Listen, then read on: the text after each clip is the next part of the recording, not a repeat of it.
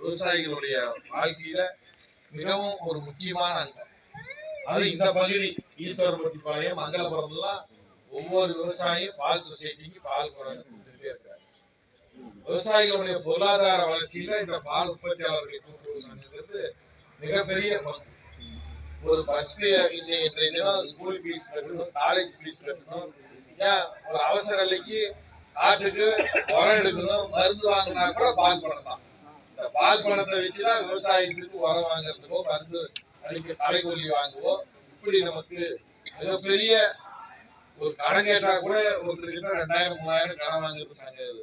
ஆனா நம்ம ஒரு 2 மாட்டை வளர்த்தணும்னா அது சொசைட்டியில வளர்ந்து பால் ஊற்றுறப்ப நமக்கு ஒரு மிகப்பெரிய நிதி சுமையை குறைப்பது இந்த பால் உற்பத்தி. அதற்கு மிகப்பெரிய பங்கு வகிப்பது இந்த கூட்டுறவு பால் சங்கங்கள் தான்.